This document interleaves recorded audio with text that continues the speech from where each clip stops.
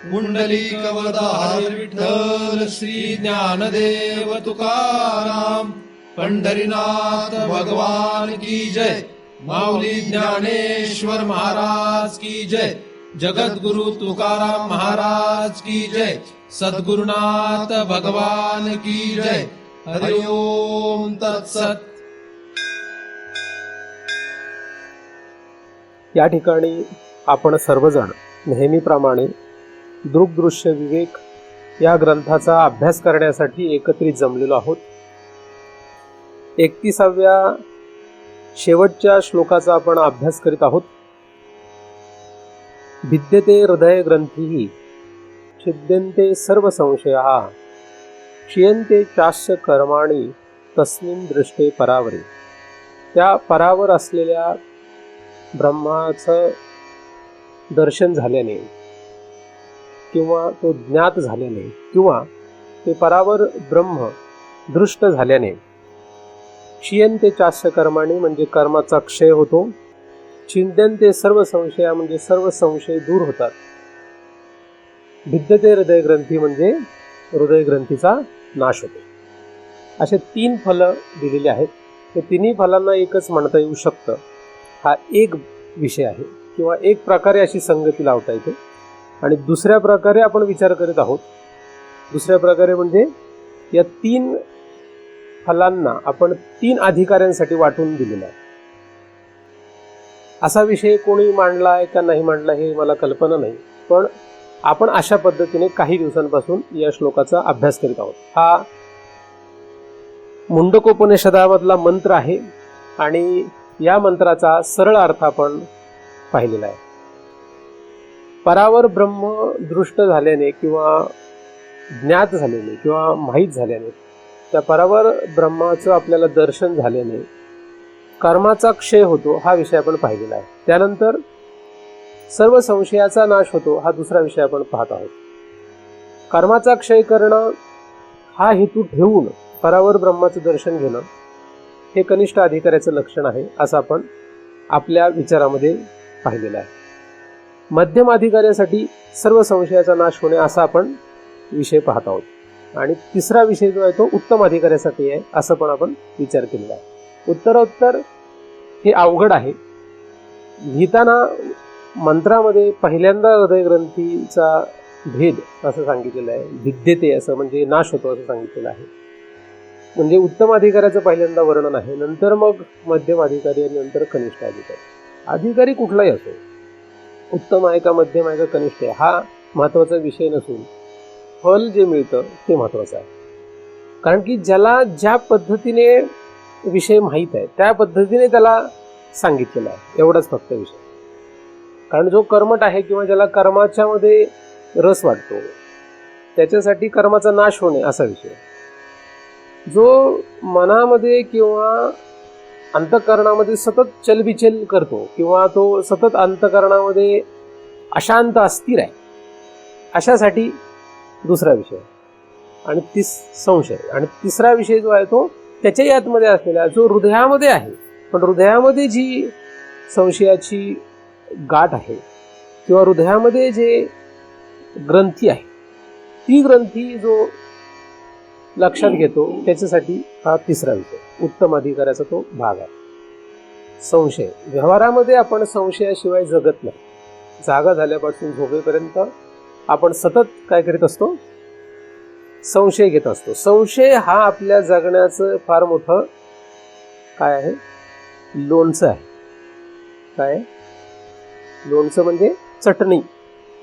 काय आहे, कारण जसं जेवणामध्ये चटणी, लोणचं, पापड, कुरडई वगैरे, भजी हे जे त्या वर्गात मोडतात, तसं असलं की कसं वाटतं, म्हणजे जेवणाला रस येतो.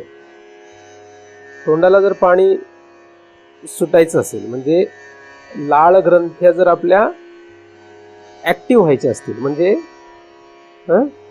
कार्यरत व्हायचे असतील तर काय पाहिजे जेवणात, असे पदार्थ पाहिजेत. आणि असे पदार्थ खाल्ल्याशिवाय तुम्ही एक आठवडा जगूच शकत नाही. इथे बसलेला एकही व्यक्ती असे पदार्थ खाल्ल्याशिवाय एक आठवडा, किती आठवडा, एक आठवड्याच्या वर तुम्ही जगू शकत नाही. म्हणजे एक आठवड्यावर तुम्हाला ते मिळालं नाही तर सोमवारी तुमचा जीव कासावीस होईल. काय होईल? जीव कासावीस होईल. म्हणजे तुम्हाला आता काय करू, आणि वेड्यासारखं होईल. वेड्यासारखं म्हणजे तुम्हाला सुचणारच नाही काय करावं काय करू. तुम्ही प्रयोग करून बघा. एक आठवडा हे ह्या वर्गात येणारे पदार्थाला हात नाही लावायचा. हात तोंड लावायचं नाही. हात नाही लावायचं म्हणजे काही लोक म्हणतात हात नाही लावला तोंडात डायरेक्ट सांगितलं बायकोला तोंडात डायरेक्ट भर. महाराजांनी सांगितलं हात नाही लावायचं म्हणून तोंडात भरून चालणार नाही. तर खायचे नाही. असं एक आठवडा कोणीतरी प्रयोग करून बघा. मी तुम्हाला बऱ्याच वेळा प्रयोग सांगत असतो. तर नुसतं ऐकण्याला काही अर्थ नसतो ना, आचरणात काय आणता येतं की ते बघायला पाहिजे. तर हा एक प्रयोग करून बघा. आणि एक आठवड्यानंतर जर तुमचा जीव कासावीस झाला नाही, जर झाला नाही तर तुमचा सत्कार, तुमच्या आश्रमातर्फे सत्कार होईल. ते बघू काय एक लोणच्याची वाटली तेवढं मग महिनाभर तो खाईल. तर आठवडाभर नाही खाल्ला तर सोमवारी तर तो भाजी खाणारच नाही. मग तो फक्त हेच खाईल सगळं, है ना. असो, तर हे अवघड आहे. सांगण्याचा मुद्दा असा आहे की जेवणामध्ये जसं आपल्याला रस येण्यासाठी, लाळ ग्रंथी कार्यरत होण्यासाठी आपल्याला जसं चमचमीत काहीतरी लागतंच, त्याच्याशिवाय जमत नाही.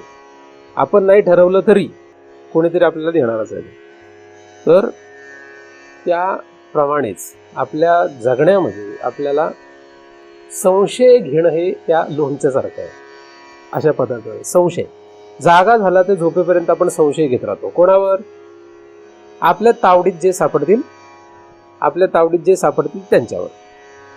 ज्यांच्यावर आपण प्रत्यक्षात काही करू शकत नाही अशांवर आपण मनातल्या मनात, आणि ज्यांच्यावर काहीतरी प्रयोग करू शकतो त्यांच्यावर लगेचच, म्हणजे उदाहरणार्थ सून लगेच हात तावडीत सापडणारा पदार्थ आहे.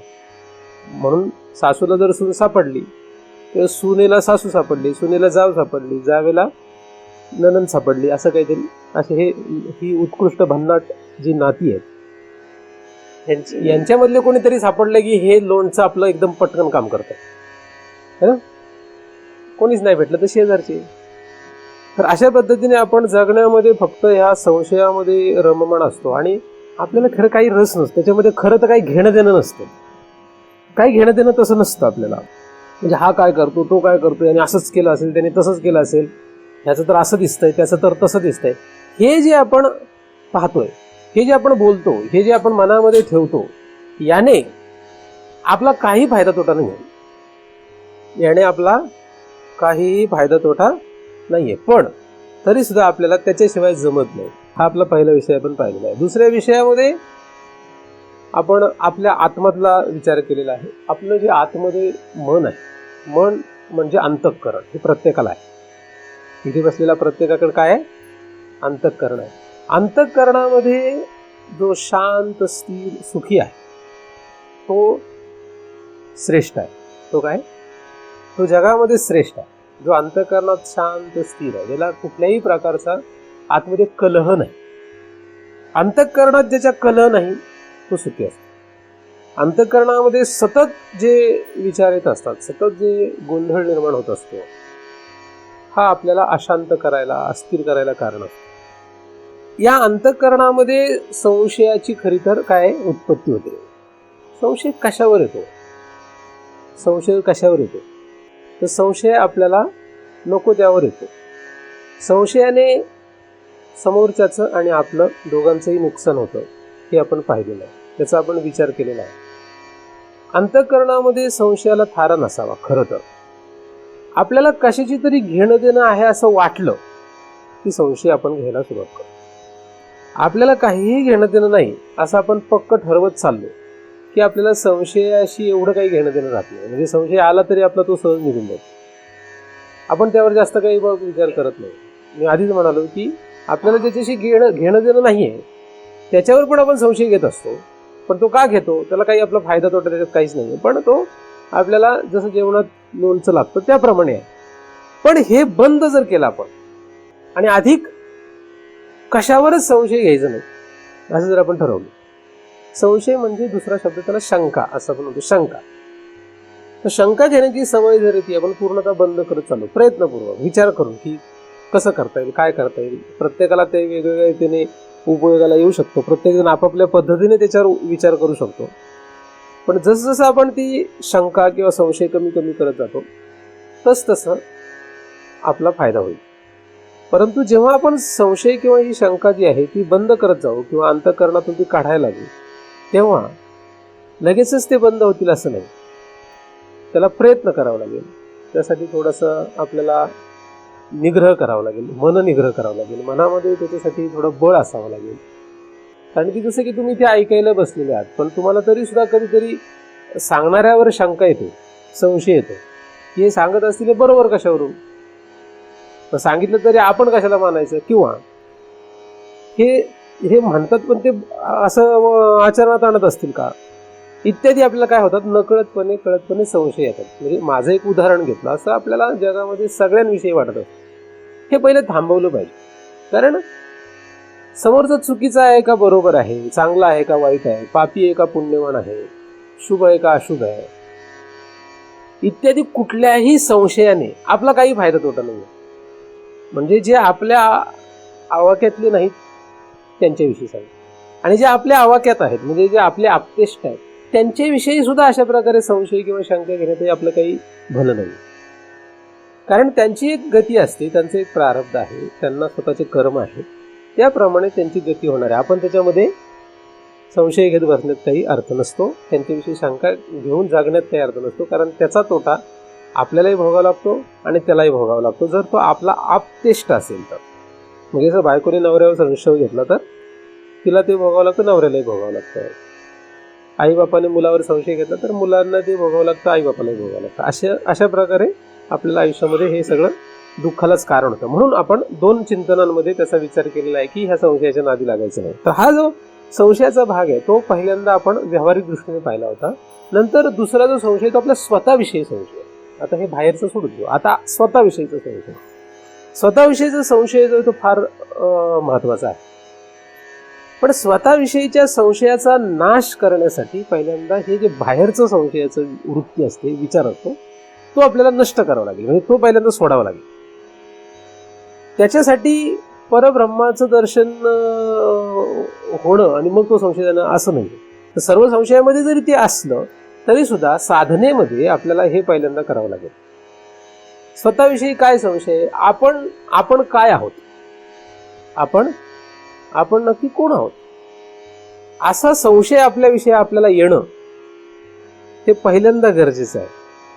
मग जेव्हा आपणच आपला शोध घेतो, आपणच आपला विचार करतो की मी नक्की काय आहे, मी चांगला आहे का वाईट आहे, मी पापी आहे का पुण्यवान आहे, मी बरोबर आहे का चूक आहे, इत्यादी आपण जेव्हा स्वतःचा विचार करायला लागतो तेव्हा आपण कुठेतरी अटकतो. म्हणजे कुठेतरी आपल्याला शंका येते स्वतःवर, कुठेतरी आपल्याला स्वतःवर संशय निर्माण होतो. पण हे तेव्हा होतं जेव्हा आपण आपला विचार करायला लागतो. जेव्हा आपण आपला विचार करत नाही तेव्हा आपण बरोबरच आहे असं आपल्याला वाटतं, आपण चूक आहे असं आपल्याला काही वाटत नाही. पण कधीतरी अशा काही घटना घडतात किंवा असं काहीतरी परिस्थिती येते की ज्या काळामध्ये आपल्याला आपण चुकीचं आहोत का बरोबर आहोत इत्यादी शंका संशय यायला लागतात. आणि हे संशय सुद्धा एवढे श्रेष्ठ नाही, त्याच्या पुढे आपल्याला गेलं पाहिजे की आपण दुःखी आहोत का सुखी आहोत, हा प्रश्न आपल्याला येणं फार गरजेचं आहे. कारण तसं संशय येणं गरजेचं आहे. मी दुःखी आहे असं कोणाला वाटतं, मी सुखी आहे असं कोणाला वाटतं? शक्यतो कोणालाही वाटत नाही की मी सुखी आहे. प्रत्येकाला वाटतं मी दुःखीच आहे. म्हणजे तुमच्याकडे काही असो, किती असो, तुम्हाला जास्तीत जास्त वेळा असं वाटत राहणार की मी दुःखीच आहे. आपल्याकडे काहीही असलं तरी आपल्याला वाटतं आपण दुःखीच आहे. आणि दुसरा संशय काय असतो, हा एक संशय हा आपल्यावर आहे की आपण दुःखीच आहोत. हा संशय काय म्हणतोय मी, कारण की तसं नाहीये खरं. दुसरा संशय असा आहे की बाकीचे सगळे सुखी आहेत. हा काय संशय, बघा यांचं तर कसं छान चाललंय आणि आपली फार परिस्थिती खराब आहे. आपल्या व्यतिरिक्त जगातले सगळेच सुखी आहेत असं आपल्याला वाटतं आणि आपणच जगातले एकमेव दुःखी असं आपल्याला वाटतं. आणि हे बराच काळ असतं, हे बराच काळ राहतं. म्हणजे तुम्ही कुठल्याही माणसाला, कुठल्याही तुमच्या सभोवतालच्या कुठल्याही माणसाला जाऊन फक्त तुमचं रडगाणं सुरू करा, काय करा, एक प्रयोग म्हणून, मी आता खूप वर्ष हे अनुभवतोय, तर तुम्ही फक्त रडगाणं सुरू करा. तुमचं रडगाण्याचं फक्त एकच वाक्य बोलायचं. किती? त्याच्यानंतर तुम्ही काहीच बोलू नका. त्याच्यानंतर समोरची माणसं तुमच्या रडगाण्याचं सांत्वन करण्यासाठी 1 किंवा 2 वाक्य बोलतील. खूप झालं तर 5 वाक्य बोलतील. त्याच्यानंतर 1 तास ते त्यांचं रडगाणं गातील. काय करतील? कोणाशीही तुम्ही बोला. तुम्ही तुमचं रडगाणं थोडंसं गायलं की त्याच्या 10 पट रडगाणं ते तुम्हाला ऐकवतील. उदाहरणार्थ आपण त्याकडे गेलो, पैशाची फार अडचण आहे. असं का? बरोबर, आमची पण इतकी परिस्थिती खराब आहे, कसं करावं काही कळतच नाही, कसं चालवावं काही कळतच नाही. मग पुढचं आपण काही बोलत उदाहरण. तर असे तुम्ही काहीही कोणाकडेही रडगाणं गायला सुरुवात केलं की ते काय करणार आहेत? त्यांचं रडगाणं सुरू करणार आहे. म्हणजे आपल्याला आपल्याविषयी संशय आहे की आपण दुःखी आहोत, आपल्याला दुसऱ्याविषयी संशय आहे तो सुखी आहे, त्या दुसऱ्याला त्याच्याविषयी संशय आहे की तो दुःखी आहे, त्याला आपल्याविषयी संशय आहे की आपण सुखी आहे. हा संशयात्मक आपलं जग आहे. आपलं जग जे आहे ते संशयात चाललेलं आहे. तुम्हाला असं वाटतं नाही की महाराजांचं काय डोक्याला टेन्शन आहे का त्यांना? खरं सांगा, तुम्हाला वाटतंय की नाही असं? किती लोकांना नाही वाटत आहे असं सांगा? काय म्हणजे आहे का काही? मला आणि तुम्हाला किती त्रास आहे? इथे बसलेलं कोणाला असं वाटतं की महाराजांना काहीच त्रास नाहीये? वाटतं ना असं? काय वाटतं का नाही? खरं सांगा. मी अभ्यास म्हणून सांगतो तुम्हाला, काय मी तुमची परीक्षा नाही पाहते. महाराजांना काय आहे का त्रास?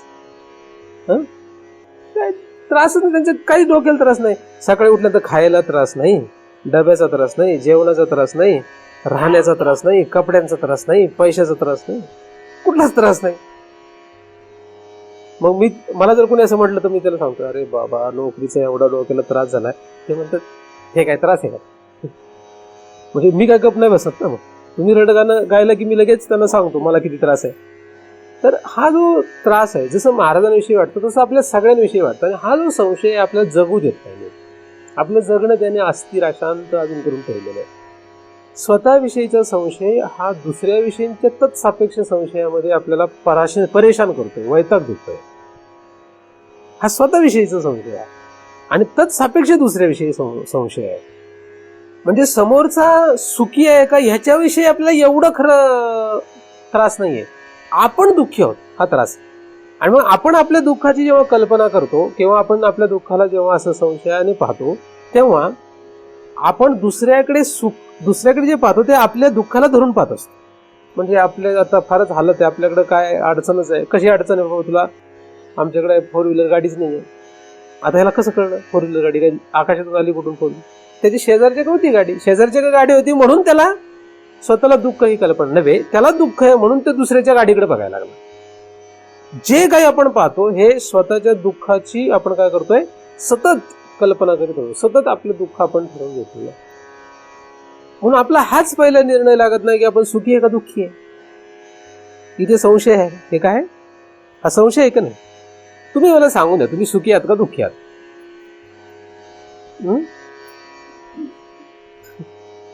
आहे का नाही? आपण काय आहोत? दुःखी आहे, सतत दुःख आहे आपल्याला.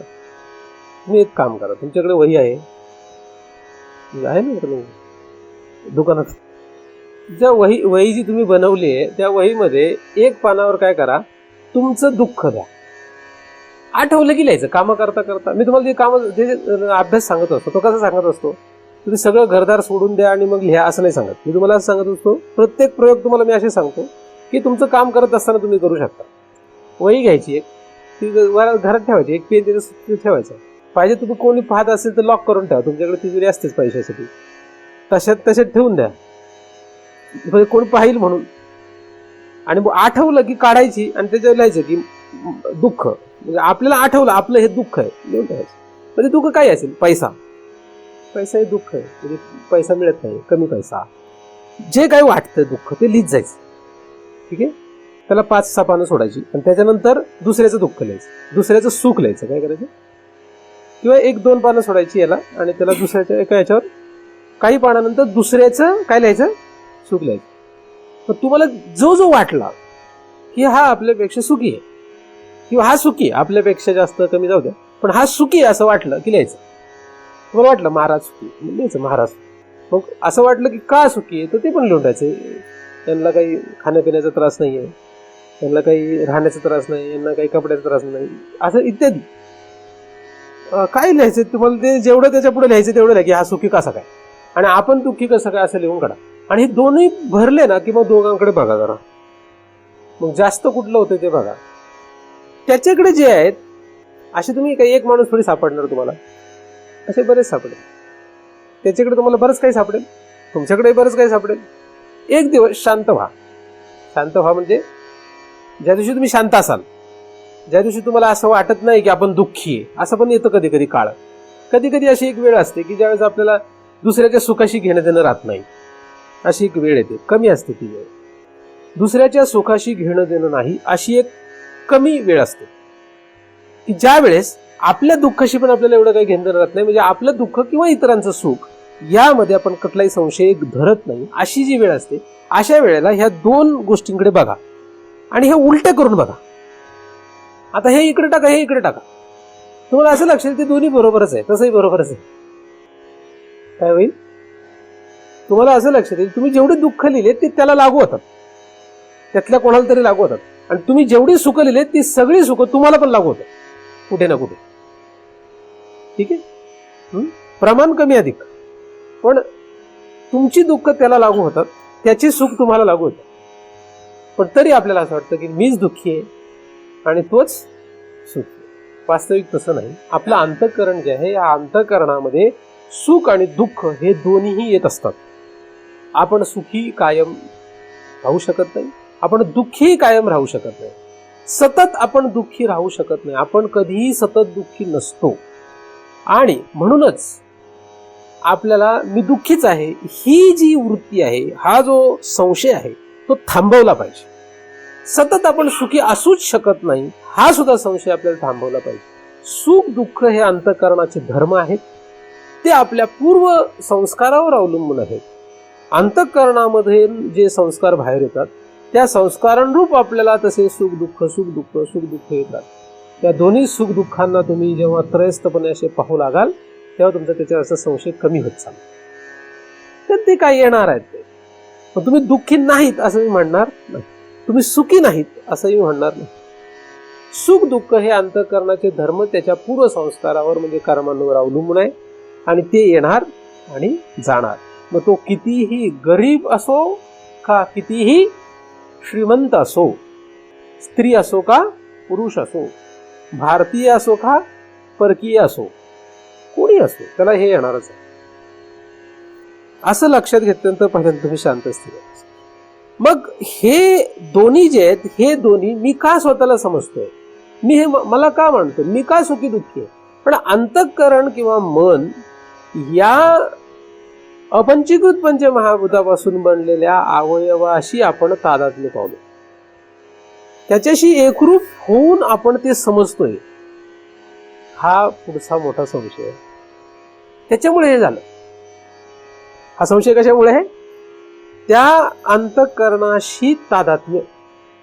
आणि ते इतकं पक्का आहे की त्याला सैल करणं फार अवघड आहे. जितका कपडा मळलेला असतो तितका त्याचा मळ सैल करणं अवघड असतं. कारण मळ हा काही कपड्याचा अंगीभूत भाग नाहीये. कपडा जेव्हा मळतो तेव्हा मळ हा काही त्याचा अंगीभूत भाग नाहीये. म्हणजे समजा उपरणं माझं मळालं तर तो मळ काही ह्या उपरण्याचं काही स्वरूप नाहीये.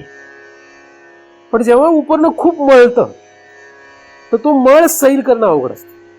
मग तो मळ सैल करण्यासाठी आपल्याला काय करावं लागतंय, असं करायचं, मग केला असं जात नाही.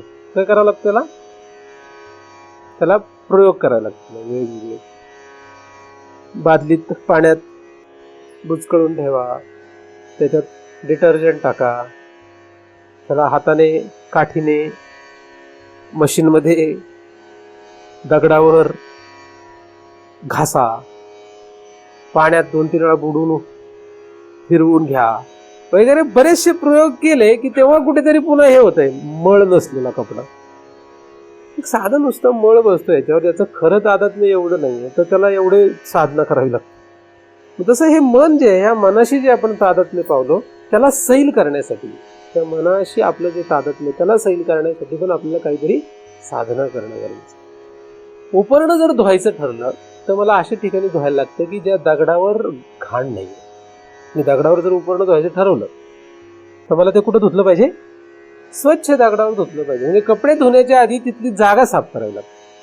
पण समजा कपडे धुण्याची जागा जर आपण साफ नाही केली तिथं उपरणं धुत बसलो तर धुणं राहिलं बाजूला, उलट तिथलं सुद्धा घाण आपल्या कपड्याला लागेल.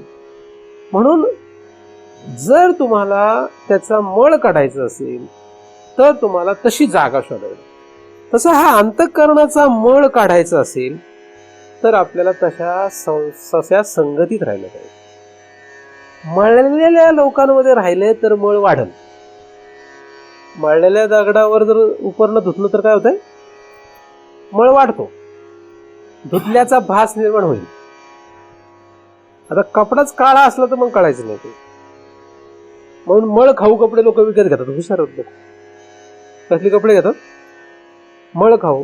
वारकरी पण हुशार आहे. वारकऱ्याचा पेहराव तसा पांढरा ड्रेस आहे पण ते नीळ लावतात. मग नीळ लावल्याने काय होतं? थोडा मळ खाऊपणा. तुम्ही चुकून लावली, त्यामुळे चुकून नाही तुम्ही लावली आहे. मला तुमच्या ठेवतं म्हटलं बरं, मला म्हटलं सहज, मला नंतर लक्षात आलं की तुम्ही पण नीळ लावली. तर पांढरा कपडा असले की मळ खाऊ नाही ना तो. तर जे मळलेले आहेत अशा मळलेल्या लोकांमध्ये जर आपण राहिलो तर आपलं तो मळ सैल होईल का? नाही होणार. मग त्यांच्यात राहू नका. नाहीतर त्यांना पण मळ काढायला शिकवा. दोन पैकी एक करावं लागेल.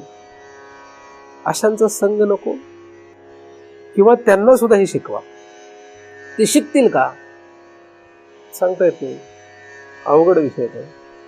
जसं उपरणं धुवायचं म्हटल्यानंतर आपल्याला ते दगड वगैरे सगळी जागा साफ करावीच लागते. त्याच्याशिवाय धुण्याचा अर्थ नसतो. तसं आपण जिथे राहतो तिथे वातावरण तसं तयार करा. तुम्ही ज्या घरात राहता त्या घरामध्ये तसं वातावरण तयार करा. ते आपल्या हातात आहे. म्हणजे आपल्या घरामध्ये कसं वातावरण करायचं हे जर आपल्या हातात नसेल तर त्या घराला आपण आपलं कसं म्हणायचं, असा मला बऱ्याच वेळा प्रश्न पडतो. म्हणून अशा घरामध्ये मी राहत नाही. ज्या घरामध्ये आपण आपल्याला अशा पद्धतीचं वातावरण पाहिजे हे ठरवू शकत, ते आपलं घर कसं. म्हणून लग्न झालेली पोरगी जर नवऱ्याच्या घरी गेली तर तिला जर सासू सासऱ्यांनी असंच वाग, तसंच वाग, असंच कर, तसंच कर, तर तिची प्रचंड चिडचिड होते. कारण तिने लहानपणापासून हे पाहिलेलं असतं की आई बाप असंच कर, तसंच कर, असंच पाहिजे, तसंच पाहिजे असं तिला म्हणत असतात. मुलाला एवढं म्हणत नाहीत, मुलीला जास्त म्हणतात. म्हणून मग ती सहन करत चाललेली असते. सहन करते करते करते जेव्हा ती नवऱ्याच्या घरी जाते तेव्हा तिला अशी आशा असते की इथे गेल्यानंतर तरी आपल्याला आपल्यासारखं करता येईल. पण तिथून जे चुकून हे दोघं भेटले जेलर, तर मात्र मग तिचे हाल होतात. मग तिला ते सहन होत नाही. मग पूर्वी तर फारच भयानक होतं, पण आता मग ते लोक म्हणतात यांचा काहीतरी निर्णय लावायला पाहिजे. मग ती स्त्री सांगते, ती मुलगी सांगते नवऱ्याला, बघा तुमच्या आई बापांचं काहीतरी बघा. एक तर तुम्ही बघा, नाही तर मी बघतो. मग जिथपर्यंत चाललंय तिथपर्यंत चाललंय. नाही तर मग ती म्हणते जयरामजी की तुम्ही तुमच्या घरी, आम्ही आमच्या घरी. मग ते दोन आपापले पाहतात. तुमच्यात बरं असतं, तुम्ही जास्त डोक्याला टेन्शन ठेवत नाही. लगेच तुझं तू बघ, तुझं आमचं. हे चांगलं आहे तुमचं. म्हणून ब्राह्मण लोक हुशार असतात आणि चांगलं आहे ते. आमचे म्हणजे पर नातवंड झाली तरी मळ खात राहतात. कारण मळ काढायचीच नाही आपल्याला, नाही का. ज्याला त्याला त्याच्या पद्धतीने जगू द्यावं, है ना. पण आपलं घर म्हटलं, लोक मला म्हणतात या आमच्या घरात या. मला पहिला प्रश्न होतो, ह्याचं घर आहे का? तुम्ही जर तुमच्या घरी मी आलो चुकून तर मला असं परत म्हणू नका की आमच्या घरात या म्हणून. पहिले ठरवून घ्या कोणाचं घर आहे ते. तुमचं घर असेल तर तुमच्याप्रमाणे तिथे पाहिजे. मग तुम्ही सांगा 50% आमचं घर आहे, 50% माझं घर आहे. बरं, मग 50% तुमच्याप्रमाणे पाहिजे. तुमच्याप्रमाणे म्हणजे काय? तुम्ही परमार्थ करणारी माणसं आहे समजा. मग तुम्ही समजा विठ्ठलाला बसताय, मग तुमच्या घरात विठ्ठलाचा फोटो पाहिजे. तुम्ही तुमच्या घरात रोज विठोबाची आरती व्हायला पाहिजे. तुमच्या घरात, तुमच्या गळ्यामध्ये 50% लोकांच्या गळ्यात माळा पाहिजे. वारकरी म्हटलं, वारकऱ्यांचे नियम 50% तरी पाळले पाहिजेत. एकादशीचा उपास करायला पाहिजे 50%. 50% म्हणजे महिन्यातून एकदा. कारण 100% म्हणजे महिन्यात 2 वेळा. 50% लोकांनी, 50% तुम्ही म्हटले तर मग तुमचं घर 50% आहे असं मी म्हणेन. म्हणजे तुम्ही जर ते धरत असाल तर, नाही तर मग तुमचं घर नाही ते. पण तुम्ही जर आता मी म्हणतो तसं घरात जाऊन हक्क गाजवायला सुरुवात केली तर तुमच्या घरात भांडण. ते विचारणार कुठल्या महाराजांकडे गेले होते, त्यांना माहितीच आहे कुठल्या महाराजांकडे गेले होते. उद्यापासून बंद, बंद तर बंद, आहे की नाही? तुमच्याकडे 50% बरोबर, तुमच्याकडे अडचण नाही काय. ज्यांच्या घरात 4 लोक असतात त्यांच्याकडे 50% करणं फार अवघड आहे. त्यांना 25% म्हणावं लागतं. त्या 25%तही त्यांची हालत होऊन जाईल. असो, विषय आपला असा आहे की आपण ज्याला आपलं म्हणतो त्याच्यात आपल्यालाच अधिकार नाही तर त्याला आपलं कसं म्हणावं. म्हणून कशाला आपलं म्हणू नका. हे शरीर माझं आहे म्हटल्यानंतर शरीर जर आपल्याप्रमाणे वागत नसेल तर शरीराला आपलं कसं म्हणावं. अंतःकरण माझं आहे म्हटल्यानंतर अंतःकरण जर माझ्याप्रमाणे वागत नाही तर त्या अंतःकरणाला माझं कसं म्हणावं. त्याच्याप्रमाणे मला वागायला लागतंय तर किती वागावं त्याच्याप्रमाणे, नाही का. तर त्याला माझं म्हणताना आपल्यावर जबाबदारी येते. असो, अंतःकरण जे आहे अंतःकरणाशी तादात्म्य पावल्यामुळे, अंतःकरण रूपी मळ आपल्याला चिकटल्यामुळे अंतःकरणाचे सुख आणि दुःख हे दोन्ही धर्म आपल्या इतके पक्के बसलेले आहेत की त्याला काहीतरी करून धुणं गरजेचं आहे. आणि त्याला सगळ्यात पहिल्यांदा जसं कपडा धुताना त्या ठिकाणची जागा साफ करावी लागते तसं तुम्ही चांगल्या जागेत राहा. अशा लोकांमध्ये राहा की ज्यांचा हाच उद्देश आहे. ज्यांचा हा उद्देश नाहीये ते जर तुमचे एकदमच अपतेष्ट असतील तर त्यांना समजावून सांगण्याचा प्रयत्न करा. नाही ऐकलं तर त्यांना म्हणा तुमचं तुम्ही बघा, आमचं आम्ही बघतो. म्हणजे आमच्या कामात तुम्ही ढवळाढवळ नाही करत, तुमच्या कामात आम्ही ढवळाढवळ नाही करत. हा व्यावहारिक सिद्धांत आहे, व्यावहारिक गोष्ट, साधी गोष्ट आहे. तुमच्या कामात आम्ही दखल देत नाही, आमच्या कामात तुम्ही दखल द्यायची नाही, नाही का. म्हणजे किती प्रमाणात जमेल त्याप्रमाणे. परंतु काय करावं लागेल आपल्याला, जर हे अंतःकरणाशी आपलं जे काही तादात्म्य झालंय ते सैल करायचं असेल तर आपल्याला हे करावंच लागेल. आणि अंतःकरणाचं तादात्म्य सैल करण्यासाठी जसं मी तुम्हाला उदाहरण कपड्याचं सांगितलं, त्याला जशी जागा साफ करतो तशी आपली जागा, आपण जिथे राहतो, आपण जे खातो, आपण ज्या वातावरणात फिरतो, हे सगळं आपल्याला ठरवावं लागणार. आणि अंतःकरणाचा मळ सैल करण्याचा उपाय जो आहे तो फक्त परमार्थ आहे. जगात कुठलाच उपाय नाही त्याला. परमार्थ हा एकमेव उपाय असा आहे की ज्याने तुमचा हा अंतःकरणाचा मळ निघेल. अंतःकरणाचं हे जे तादात्म्य आहे हे काढण्यासाठी जगामध्ये फक्त एकमेव परमार्थ हा उपाय आहे. त्याला दुसरा कुठलाच उपाय नाही. म्हणजे तुम्ही काही कमवत बसू नका. त्या व्यतिरिक्त काय लागणार आहे? फक्त परमार्थ. परमार्थ करण्यासाठी तुम्हाला जे अंगात बळ पाहिजे ते तसं मिळवलं पाहिजे. तसं केल्यानंतर मग हळूहळू हळूहळू साधनेने आपल्याला काय करावं लागेल, हे अंतःकरणाचं तादात्म्य कमी कमी कमी कमी कमी करत चालावं. जसं तुम्ही परमार्थातली साधना आपल्या अधिकारानुरूप करत चालाल त्याप्रमाणे तुम्हाला ते बळ अंगात येईल आणि तो अंतःकरणाशी असलेला तुमचा जो पकडीचा भाग आहे तो निष्ठत चलेल. हळूहळू ते होईल, एकदम होणार नाही.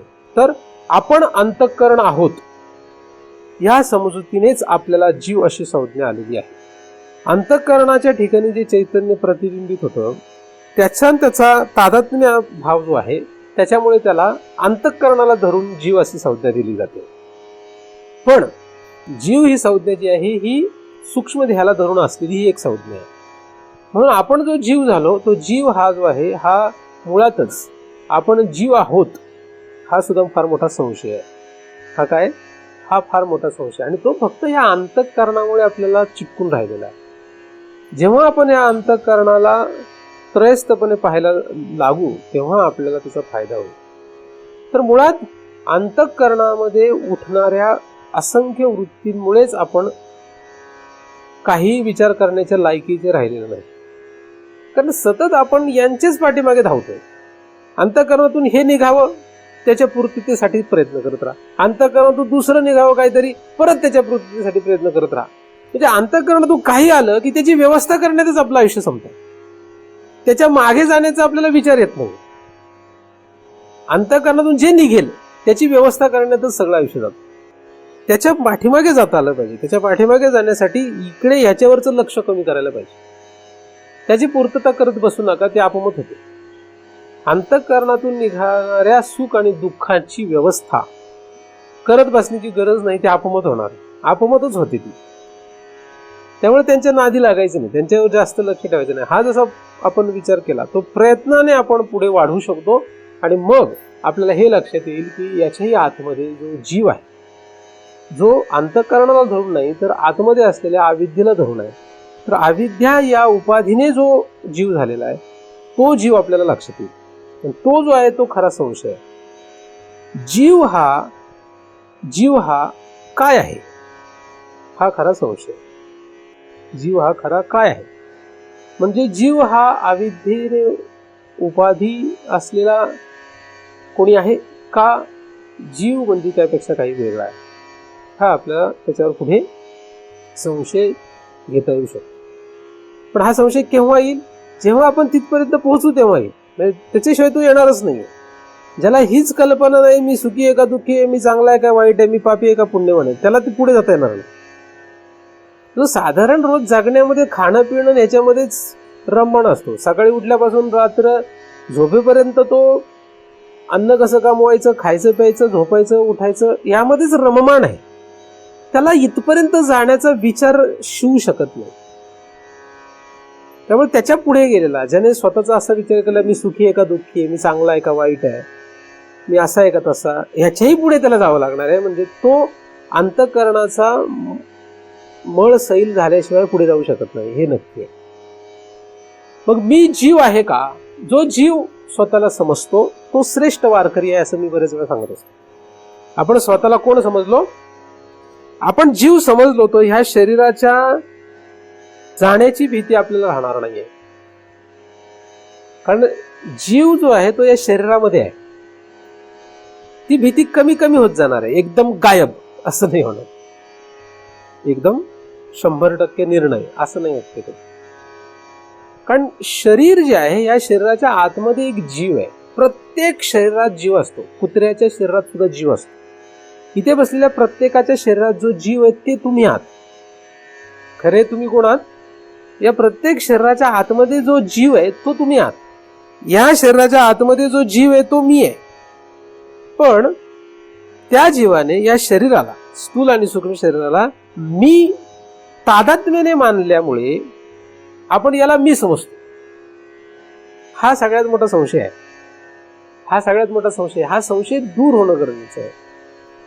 आपण जगाला जी आपली ओळख करून देतो ती या शरीराशी करून देतो आणि ह्या शरीराची ओळख हीच माझी ओळख आहे हा भ्रम आपल्या पुढे आहे.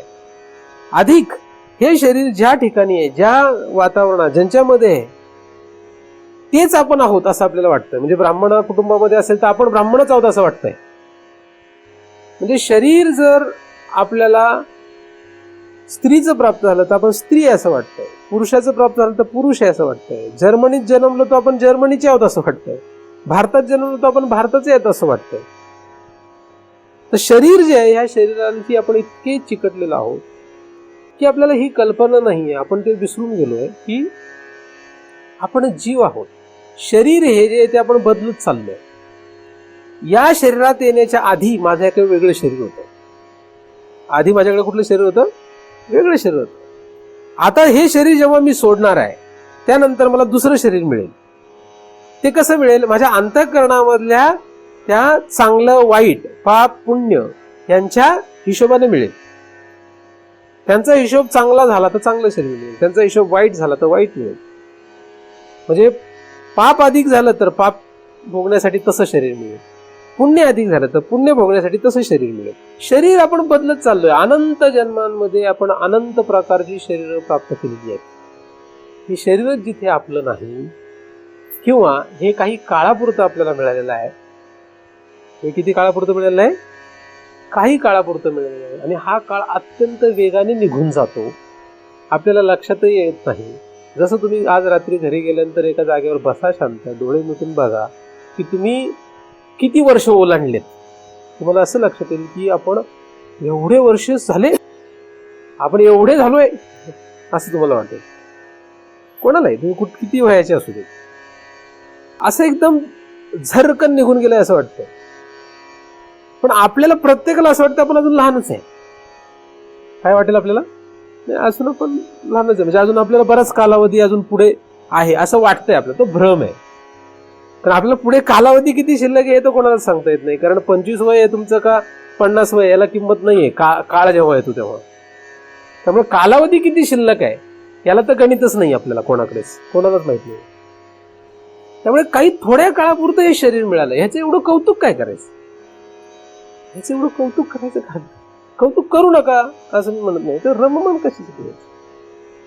आणि शरीराच्या व्यवस्थेसाठी जो मरतो तो त्याला सगळ्यात जास्त शरीरावर संशय आहे की आपण शरीर आहे का नक्की काय. शरीर हे एका कपड्यासारखं आहे, कपडा जसा असतो तसं शरीर आहे. जैसे जीर्ण वस्त्र सांडीजे मग नूतन वेडीजे, तैसे देहांतराते पाविजे किंवा स्वीकारीजे चैतन्य ना. तो परत बदलत राहत, दुसरं शरीर मिळेल, तिसरं शरीर मिळेल. मग ह्याच्यामध्ये तुम्ही मला कुठे ओळखताय, तुम्ही कोण मला ओळखणार आहेत.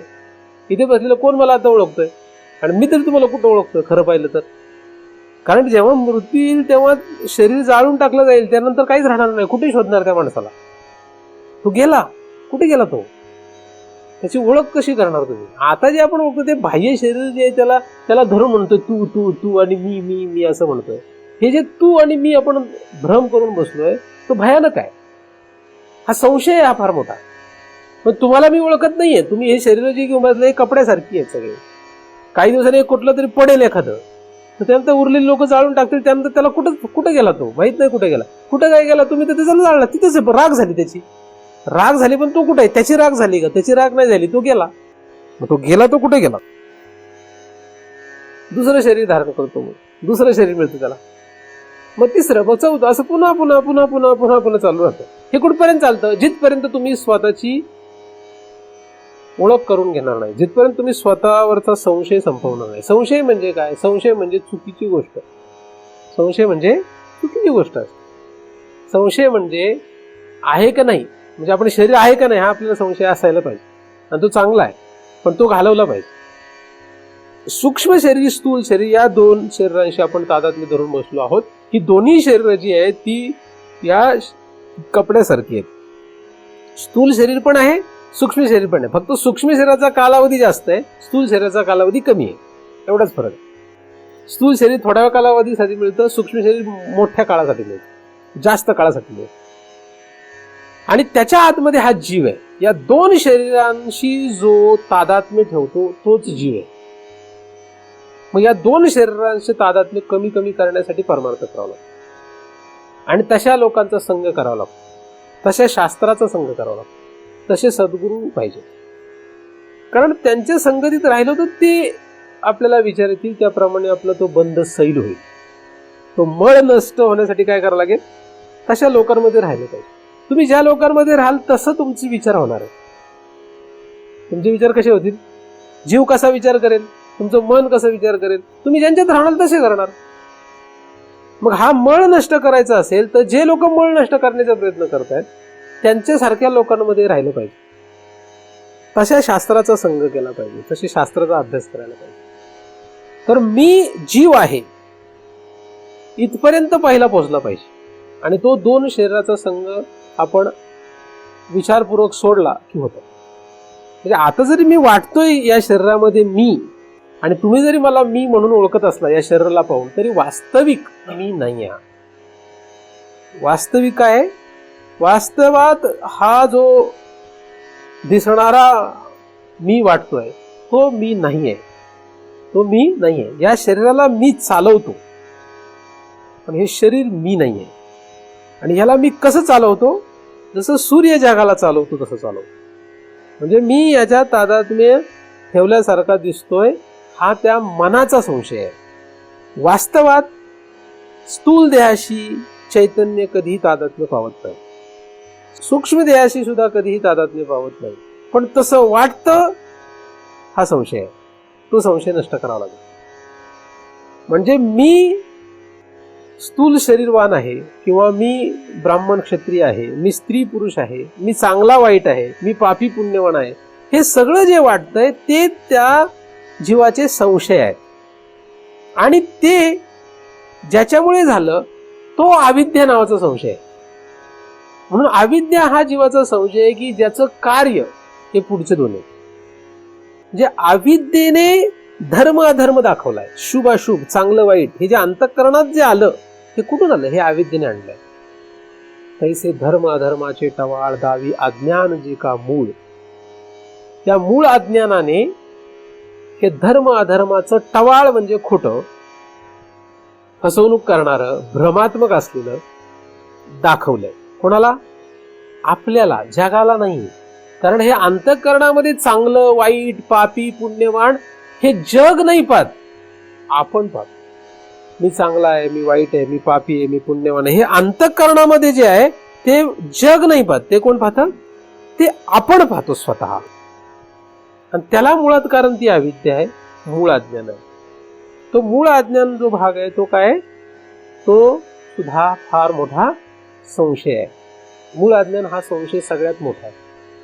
मूळ अज्ञान म्हणजे जीवाला स्वतःचे स्वरूप जे आहे त्याचा विसर पडणे. ते विसरलंय. विसरलेली गोष्ट जी असते ती आठवण करून द्यावी लागते. विसरण्याच्या प्रक्रियेच्या विरुद्ध प्रक्रिया कुठली आहे? आठवण करून देणे. म्हणून आठवण करून देण्या पलीकडे त्याला कुठलाही उपाय नाही. तुम्ही जीव हे तुमच्या स्वस्वरूपाच्या विसराने झाले, म्हणून तुम्हाला आठवण करून द्यावी लागेल. मग आठवण कोण करून देणार? आठवण कोण करून देईल? ज्याला माहित आहे ते करून देतील. मग ते श्रीगुरु असो किंवा शास्त्र. असं शास्त्र किंवा असे श्रीगुरु की ज्यांना ते माहित आहे ते तुम्हाला त्याची आठवण करून देतील. पलीकडे त्याला कुठलाही उपाय नाही. हाच एकमेव उपाय आहे, आठवण करून देणे. तर अंतःकरणातले द्वंद्व किंवा चांगलं वाईट, पापी पुण्यवान, अधर्म धर्म इत्यादी जे धर्म आहेत, हे सगळं जे आहे हे सगळं आपण स्वतः पाहतो, जग नाही पाहत. आणि याचं जे करणं आहे हे जग पाहत.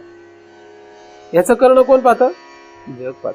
म्हणून मी आता असे कपडे घातलेत, तुम्हाला काय वाटतंय? आता काय वाटतंय? महाराज असं वाटतंय की नाही? महाराज म्हणजे चांगले का वाईट? काय वाटतंय? चांगले वाटतंय की नाही? त्याच्याऐवजी काहीतरी तुम्हाला नको असलेले, तुम्हाला आवडत नसलेले काहीतरी कपडे घातले समजा, आणि तुम्हाला आवडत नसलेल्या गप्पा केल्या. म्हणजे आता मी तुम्हाला जरा बरं वाटतंय असं गप्पा करतोय, म्हणून मी महाराज आणि चांगलं अशा वर्गात जातो. कारण ह्याचं तसं वागणं.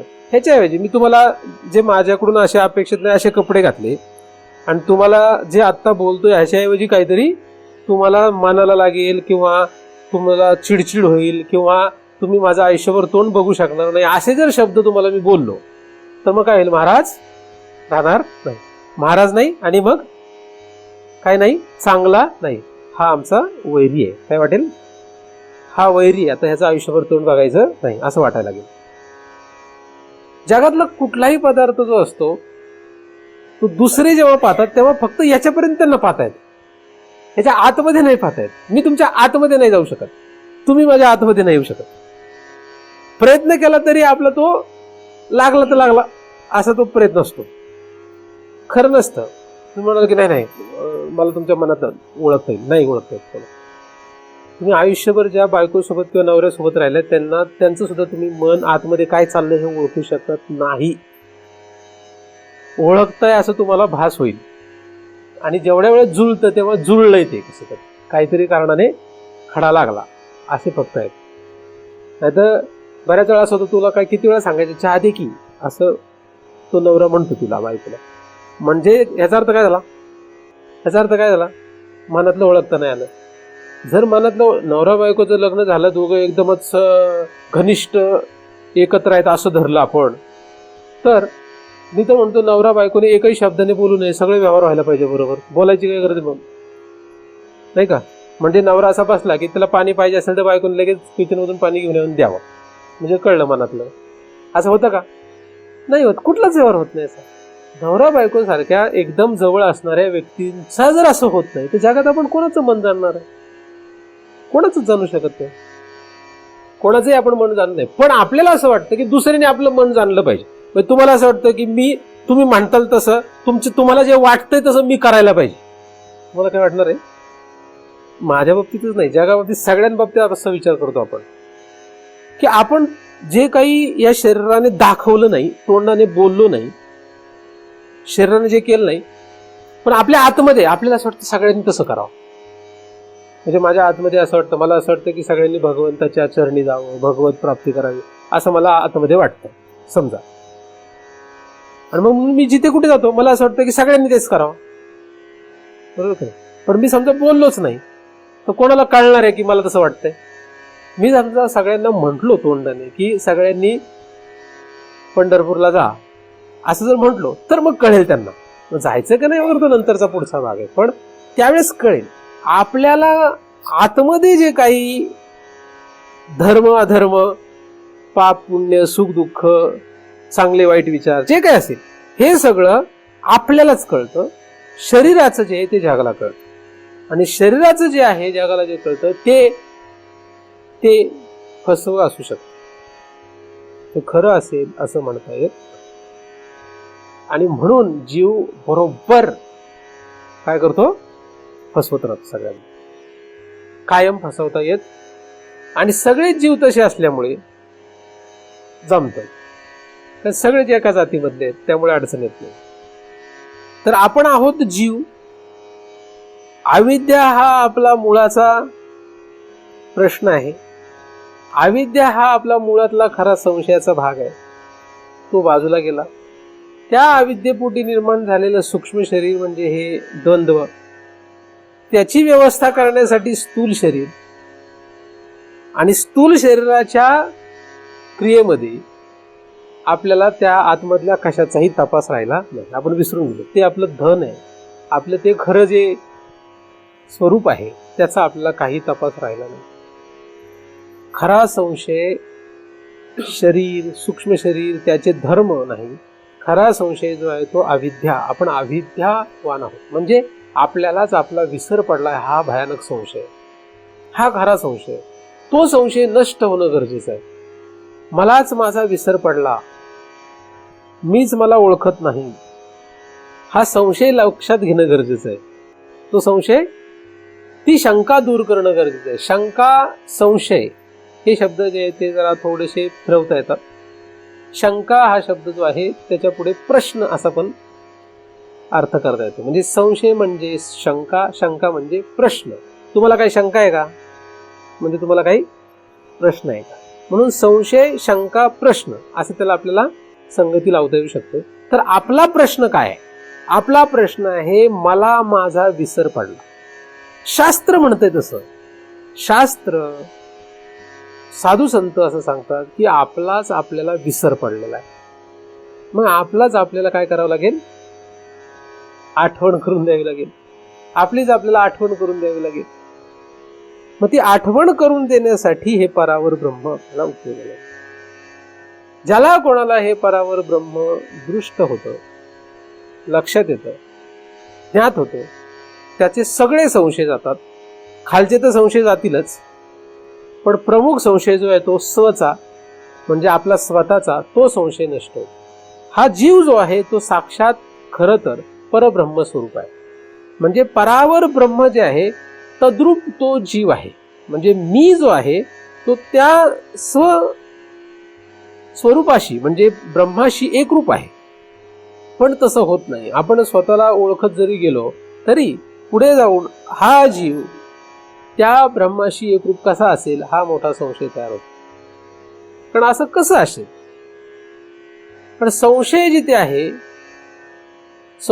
आहे तिथे आपल्याला खरं काय ते कळत नाही. शंका जिथे असते ते खरं काही कळत नाही. खरं खोटं काही कळत नाही. तर ज्ञान जे आहे हे ज्ञान कशाचं? तर स्वरूपाचं ज्ञान आहे. कुठलं ज्ञान आहे? स्वरूपाचं ज्ञान आहे. आणि स्वरूपाचं ज्ञान झालं तर संशय जातो. तर ज्ञान जे आहे हे ज्ञान आपल्याला प्राप्त करावं वाटणं. कुठलं ज्ञान? स्वविषयीच. स्वतःच ज्ञान स्वतःला करून घ्यावं वाटणं, याला आपण परमार्थ असं म्हणतो. आपला परमार्थ काय आहे?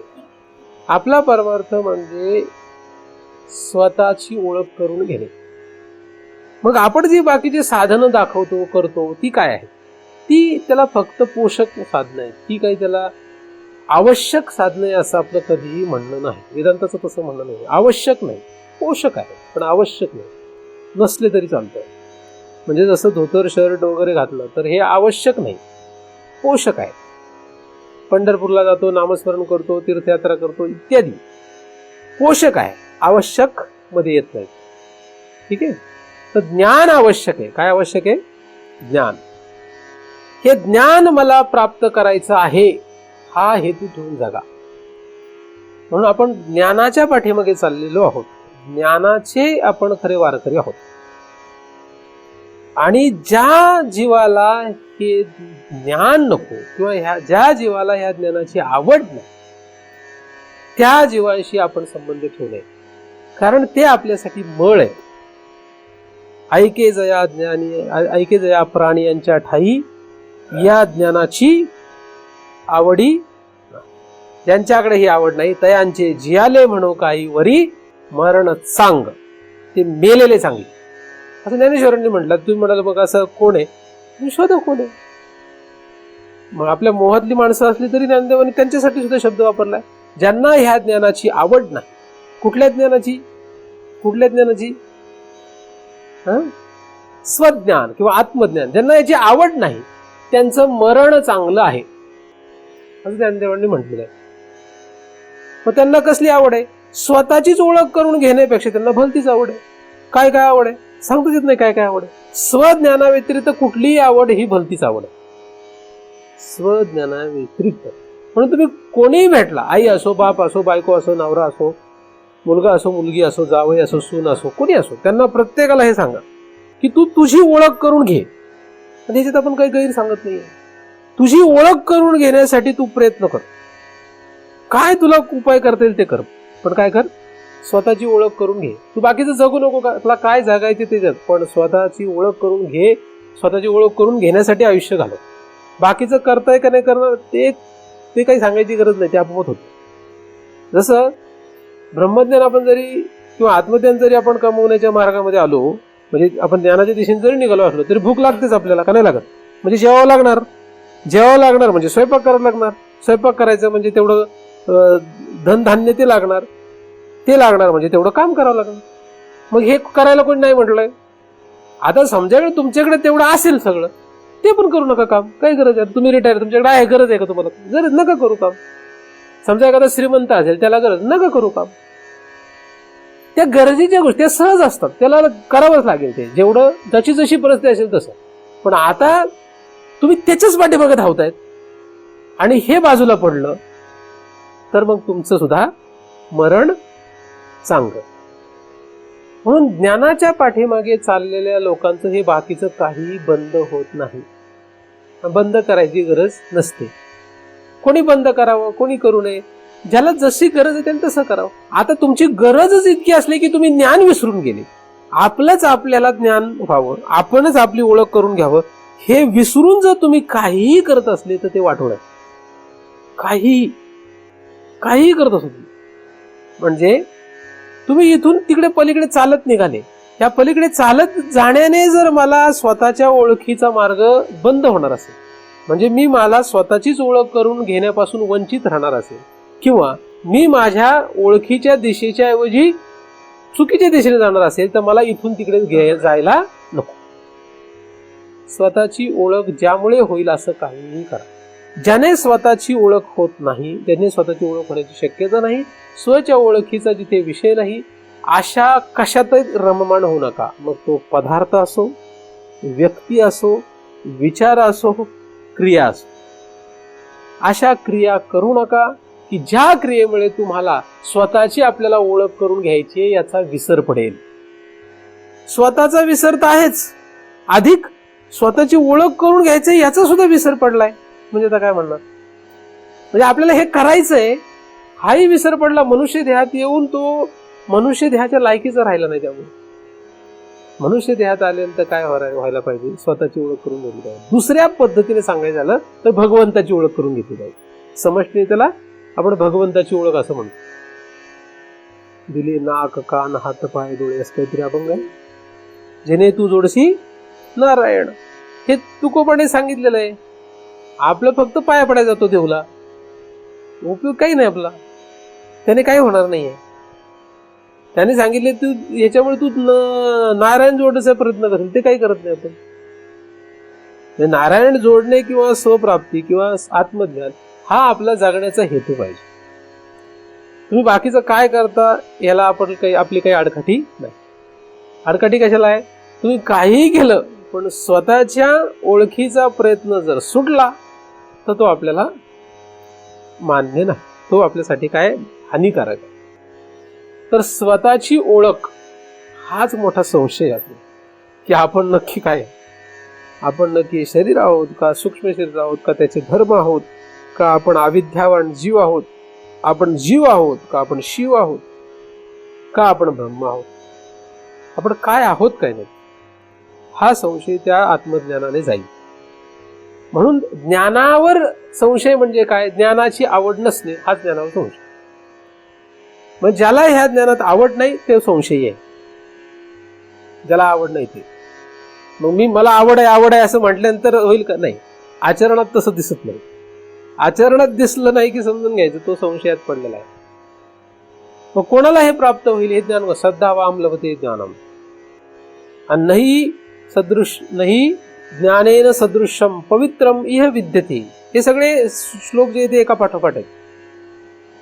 त्याच्याशिवाय काही पर्याय नाही आपल्याला. म्हणून आपल्याला त्याचा स्वीकार करायला पाहिजे. कशाचा?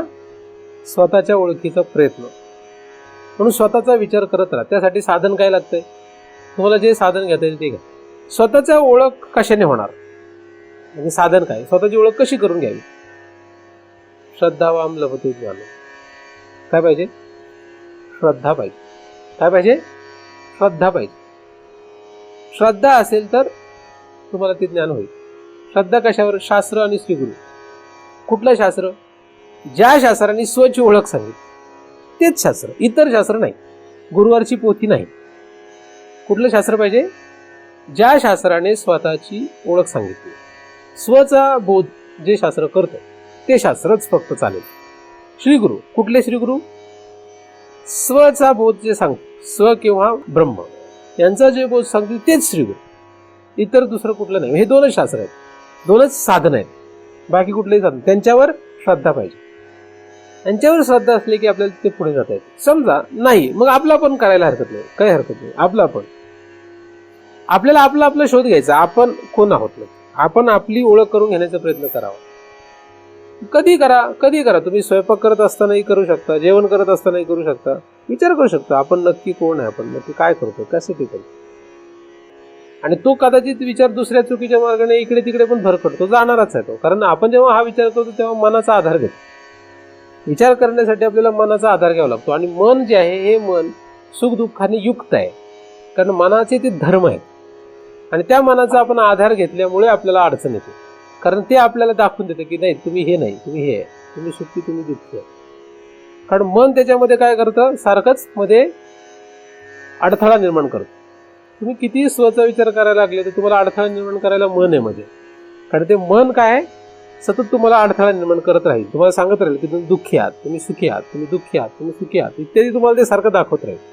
त्याच्यामुळे तुम्ही स्वचा विचार करू शकणार नाही. तर हा एक अभ्यासाचा भाग आहे. तर ज्ञान म्हणजे स्व किंवा ब्रह्मज्ञान किंवा आत्मज्ञान. या आत्मज्ञानाने हे सर्व संशय जातील. तर कुठल्याही रीतीने हे संशय जाणार नाही. संशय घालवायचे का नाही हा प्रश्न आहे. म्हणजे ज्ञानाचा संशय, या ज्ञानाने ते जाईल का नाही हा मोठा पहिला प्रश्न आहे. आता एखादा म्हणेल की मला हे ज्ञान नको, मला किंवा हे स्व काय हे काय मला काही गरज नाही आहे. त्याचा हा विषय नाही आहे. मुळात हा विषय ज्याचा आहे त्यांच्यासाठी आपण या ठिकाणी बोलत आहोत. ज्याचा जो विषय आहे त्याला तोच विषय प्राप्त झाला तर बरं वाटतं. त्याच्या व्यतिरिक्त कुठल्याही विषयाच्या नादी लागला तर त्याला दुःखच मिळतं. तुम्हाला समजा सुगम संगीत आवडतच नाही आणि तुमच्या आजूबाजूला सारखं सुगम संगीत लावून आपण बसलो तर काय होणार? तुम्हाला त्रास होणार त्याचा, आहे की नाही? तुम्हाला त्रास होणार. शास्त्रीय गायन एखादं करत असेल, तुम्हाला शास्त्रीय गाणं आवडतच नाही, तुम्हाला त्याचा काही संबंध नाही, तर तुम्हाला ते शास्त्रीय गायन काय होणार आहे? तुम्हाला काय घसा ताणतोय हा, असं होणार. तुमचं एकदम त्रासदायक होईल. पण तेच जर एखादं शास्त्रीय गाणं आवडत असेल तर त्याच्यासाठी ते काय असेल? लोक रात्रभर ऐकतात. शास्त्रीय गायन उदाहरणार्थ लोक रात्रभर ऐकतात. आपण ऐकतो गाणं रात्रभर, कुठलं जागरण गोंधळ, ते प्रत्येकाच्या आवडीनुसार असतं. ते तर आवड असली की त्याला तो विषय मिळेल की बरं वाटतं, नाहीतर त्याला दुःख होतं. तसं तुमचा हा विषय नसेल तर तुम्हाला हा माझ्या विषयाने दुःख होणार आहे. ज्यांचा हा विषय नाही त्यांना या माझ्या विषयाने काय होईल, दुःख होणार आहे. फक्त आता तुम्हाला माझ्याविषयी काही थोडीफार श्रद्धा असेल की अरे चांगले आहे, चांगला माणूस आहे, माणूस म्हणून चांगला आहे किंवा इत्यादी काहीतरी, जाऊ दे आपलंच कोणतरी, असं काहीतरी तुमच्या कल्पना असेल तर मग तुम्हाला एवढं दुःख नाही वाटलं. पण तुमच्या मनाविरुद्ध मी जर काय बोललो तुम्हाला किंवा वागलो तुमच्याशी तर मात्र तुम्हाला मग पुन्हा काय होईल, राग येईल, माझा चिडचिड होईल माझ्यावर. पण तुमचा हा विषय असेल तर मग हे काहीच नाही होणार. आपला विषय तो जर असला तर आपल्याला मग समोरच्याने काही म्हटलं तर एवढं फरक नाही पडत. आपला विषय तो असला तर जसं उदाहरणार्थ बायको हा जर आपला विषय असला तर बायकोने काही म्हटलं तरी तो नवरा आयुष्यभर तिच्यासोबत राहतो, काही होत नाही. त्याच्यामुळे कारण त्याचा विषय काय आहे, बायको हा त्याचा विषय आहे. म्हणून तिचा नवरा हा विषय असला, त्याने तिला कितीही बदडली तरी सुद्धा ती त्याला सोडत नाही. अशी मी अनेक उदाहरणं पाहिली. कारण तिचा विषय काय झाला, फिक्स झाला. तिचा विषय फिक्स झाला, हा नवरा. त्याने काहीही करू, काही म्हणजे एखाद्याला उलट टांगून चांगलं मारण्याच्या कामाची लोक असतात काही, इतकी ते बायकांना त्रास देतात. म्हणजे खरं बघितलं तर त्याने तिचं तोंडच बघून आयुष्यभर पुन्हा. अशा परिस्थितीत सुद्धा मी अशा स्त्रिया बघितल्या की त्या प्रत्येक वड सावित्री पौर्णिमेला जाऊन त्या वडाला फेरे मारत असतात. मी तर 2-3 स्त्रियाला म्हटलं, पण तुला कळतं का काय करते तू, विनाकारण तुला माहिती आहे सगळं काय चाललंय, उलटे फेरे मार.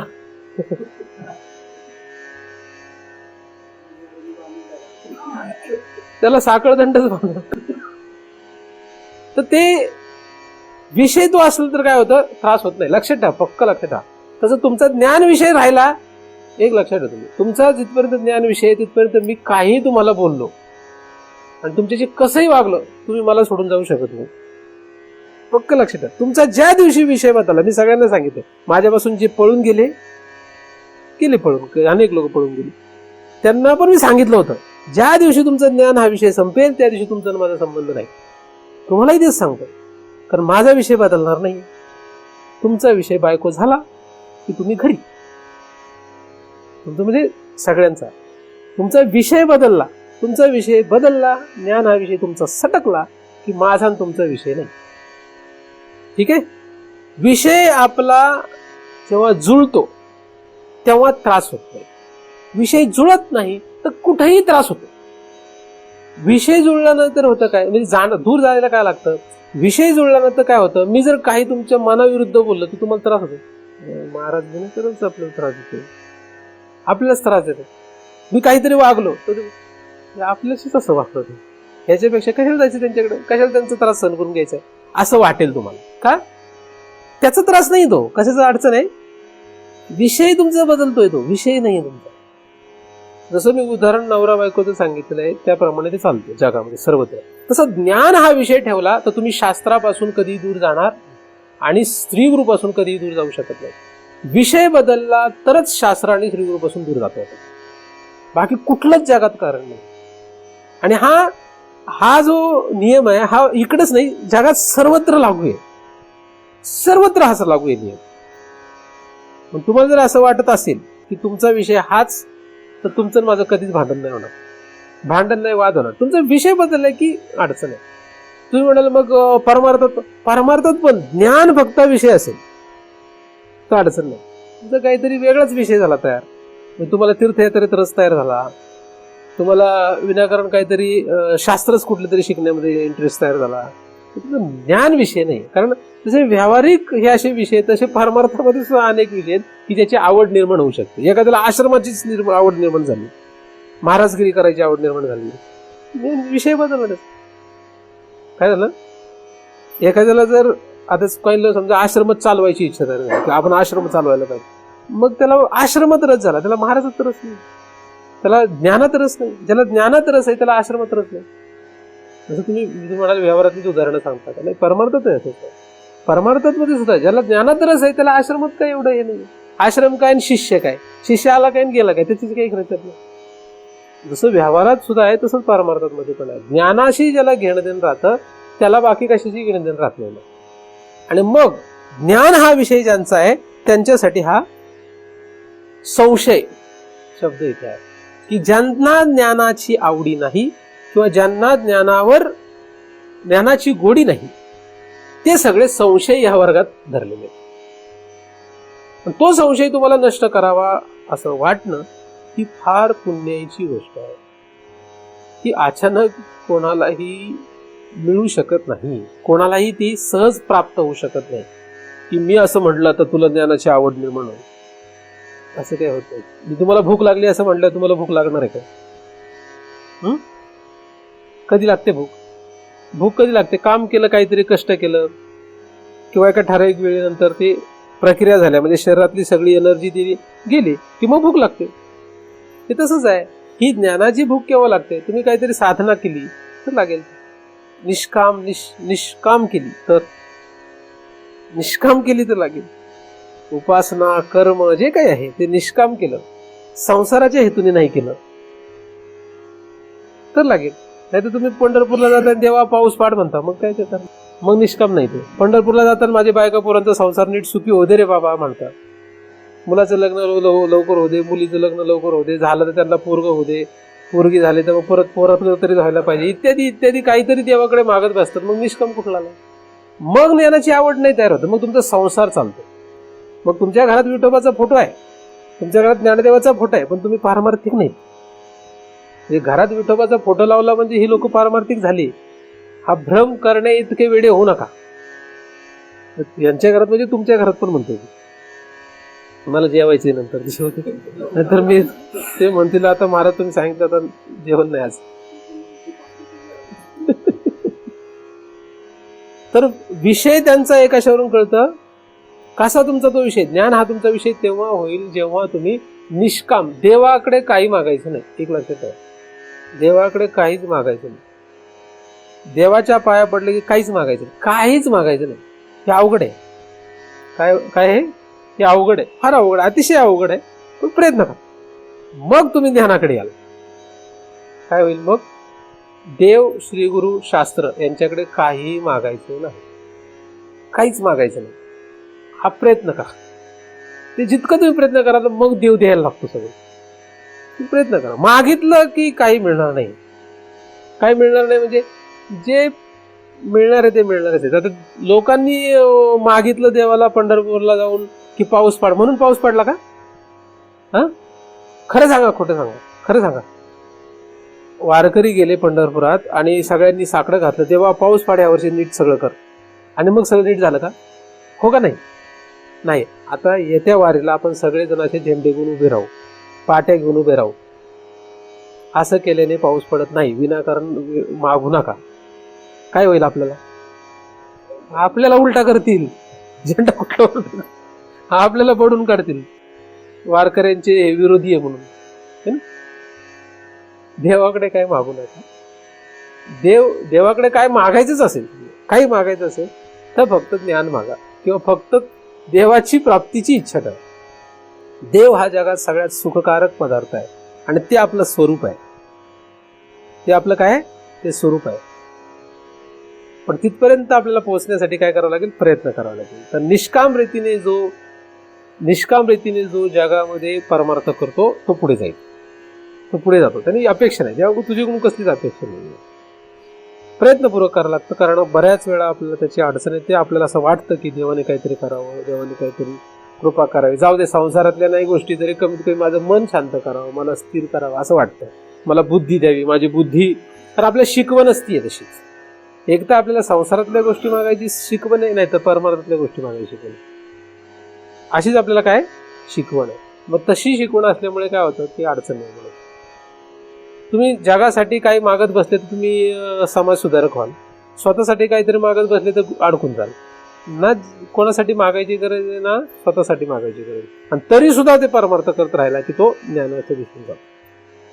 अशा रीतीने आपल्याला संशय नष्ट करणे म्हणजे काय? संशय म्हणजे इथपासून तिथपर्यंत, म्हणजे मी ब्रह्म आहे किंवा जीव हा ब्रह्म आहे इथपर्यंत खरं तर संशय म्हणजे अविद्या किंवा माया ही सगळ्यात महत्वाची संशयास्पद गोष्ट आहे. संशयास्पद गोष्ट आहे काय ती? संशयास्पद गोष्ट काय? हे शरीर संशयास्पद गोष्ट आहे. माझं शरीर माझ्यासाठी संशयास्पद गोष्ट आहे, कारण की ह्याला मी सोडणार आहे, हे पक्का आहे. म्हणून हे संशयास्पद आहे, मी ह्याला माझं कसं म्हणू, असं जीवापर्यंत आहे. कारण जीव सुद्धा नष्ट होणार आहे. जीव काय होणार आहे? नष्ट होणार आहे. मग हे जसं नष्ट होतंय तसं जीव सुद्धा नष्ट होतोय, म्हणून जीव सुद्धा संशयास्पद आहे. जो संशयास्पद आहे तो संशय आपल्याला नष्ट करायचा आहे. ह्याला जर मी सोडणार आहे, त्याला माझं माझं म्हणण्यात धन्यता कुठली आहे? ह्या घरातून, या सगळ्या समाजातून मी निघून जाणार आहे, इथून पुन्हा परत येणार नाहीये म्हटलं, ह्या समाजामध्ये माझं माझं म्हणण्याचं काय कारण आहे? कारण काय? तो भ्रम आहे, ती माया आहे, त्याच्यात गुंतू नका. ज्याला आपण माझं माझं म्हणतोय त्यांच्यात आपण राहणारच नाहीये, जाणारच आहोत 100%. एकही टक्का कमी नाही. आपण मग जिथपर्यंत आहे तिथपर्यंत तरी म्हणू द्या. तुमचा हा मार्ग नाही, मग तुम्ही तुमच्या मार्गाने जा. कशाला विनाकारण थट्टा करताय स्वतःची? तर काय करावं लागेल? भगवत प्राप्ती हा हेतू ज्याचा असेल त्याने अशा पद्धतीने जर आचरण केलं तर त्याला नक्कीच या परमात्म्याचं किंवा परावर असलेल्या ब्रह्माचं दर्शन होऊ शकतं, तो ज्ञात होऊ शकतो. त्यासाठी सहाय्यक आपल्याला शास्त्र आणि श्रीगुरु असतात. अशांना शरण राहा, अशांच्या संगतीत राहा की ज्यांना याची गरज वाटते. अशांचा संग करू नका, अशांमध्ये रममाण होऊ नका. आता बऱ्याच ठिकाणी संग करावा लागतो, कारण तो संग सोडू नाही शकत. मग रममाण होऊ नका त्यांच्या. कुठे आपला जीव गुंतवायचा आणि कुठे जीव गुंतवायचा नाही हे आपल्या हातात आहे. शरीराने कुठे राहायचं आणि कुठे राहायचं नाही हे कदाचित आपल्या कर्माच्या अधीन आहे, पण जीव कुठे गुंतवायचा आणि जीव कुठे नाही गुंतवायचं हे मात्र आपल्या हातात आहे. कारण कर्माच्या अधीन स्थूल शरीर आणि त्याच्या क्रिया आहेत, जीव नाहीये. जीव हा तिसऱ्या देहाचा भाग आहे. मनात काय येणार हे कर्माच्या अधीन आहे, पूर्व कर्माच्या अधीन आहे. त्याच्यावर कसा ताबा मिळवायचा, काय करायचं हे बुद्धीच्या अधीन आहे. स्थूल शरीराने कसं वागावं हे त्या सूक्ष्म शरीराच्या अधीन आहे. पण जीव हा कोणाच्या अधीन नाहीये. जीव हा स्वतंत्र आहे. म्हणून ह्या जीवाला ठरवता येतं की मी कुठं गुंतवायचं माझा जीव आणि कुठे नाही. म्हणून मी तुमच्या जीव गुंतवायचा का नाही गुंतवायचा हा माझा प्रश्न, आणि तो मी ठरवू शकतो. तुमच्यात मन गुंतवायचं का नाही गुंतवायचं हे मात्र माझ्या कर्माच्या अधीन आहे. म्हणून कुणात मन गुंतलं तर गुंतू देत, जीव गुंतू नका. आपण कोणातही मन गुंतवू का नाही गुंतवू हे कशावर अवलंबून आहे? पूर्वकर्मावर अवलंबून आहे. जर आपलं एखाद्यात मन गुंतलं तर किती दिवस गुंततं आपल्या कर्मानुसार अवलंबून असते. त्या कर्माचा एकदा नाश झाला की आपलं मन तिथे राहत नाही. तुम्ही बघा, लहानपणापासून आतापर्यंत तुमचं जिथे जिथे मन गुंतलं होतं तिथे तिथे ते राहिलं का? कर्म निघून गेले तसे, जिथपर्यंत कर्म तसे होते तिथपर्यंत राहिलं. म्हणून त्याच्यातही काही धन्यता मानायची गरज नाही. पण गुंतलं तर गुंतू देत, पण जीव गुंतला. मी काय करतो, फक्त काय गुंतवीत नाही, जीव गुंतवतो. जीवाने कुठंच गुंतू नये, कारण त्याला ते शक्य आहे, त्याच्याकडे तो अधिकार आहे. असं केलं म्हणजे तुम्हाला ज्ञानाची आवड तयार व्हायला लागेल, आपोआप होईल. मन गुंतवा, गुंतवा, बुद्धी गुंतवा, शरीर गुंतवा. तुम्ही नाही म्हटलं तरी गुंतेल, कारण की कर्माच्या अधीन आहे. म्हणून नवऱ्यासोबत राहा का, बायकोसोबत राहा, मुलाबाळांसोबत राहा का, संसारामध्ये कोणाच्याही सोबत राहा, पण कसे राहा. फक्त काय करू नका, म्हणजे महाराज आले तर महाराजांना सांगा महाराज मी ह्यांच्यात आहे, पण काय केलेलं नाही मी, फक्त ह्यांच्यात आपला जीव गुंतलेला नाही असं फक्त त्यांच्या समोर म्हणू नका. नाही तर पुन्हा मला काय तिथे तुमच्या घरात येऊ देत नाहीत, तशी येऊ देत नाहीत. पण समजा आलो मी चुकून तर आता ह्या लोकांचं कौतुक करण्यासारखं मला ती जवळ ठेवतात बरंच दिवस आहे ना. इथल्या ह्या बांडेरकर कुटुंबांचे कधी हाकलून देतील सांगता येत नाही म्हणा. पण जीव गुंतवायचं नाही. काय गुंतवायचं नाही? मी तुमच्या जीव कधीच गुंतवीत नाही. तुम्ही ठरवून घ्या, महाराजाच्या नादी लागाव की नाही लागाव, काय ठरवून घ्या. आपण कधी तुमच्या जीव गुंतवीत नाही. तुमचा जीव लेकरा बाळात का गुंतला तुम्हाला माहिती, त्यांचा जीव तुमच्यात गुंतला. आपण इतके चतुर, जीव हा इतका भयानक चतुर आहे की तो प्रयत्न करतो की अशातच जीव गुंततो की त्याला माहित असतं की ज्यांचा जीव आपल्यात गुंतण्याची शक्यता असते. कशामुळे? त्याला ते आवडतं. तर जीव कशातच गुंतवायचा नाही. जीव गुंतवला तर कशात? त्याच्या आतमध्ये आत्मा किंवा भगवंत. म्हणून जीव हा फक्त भगवंतात गुंतवावा. आपल्या जीवाला गुंतवण्याची जागा कुठली आहे?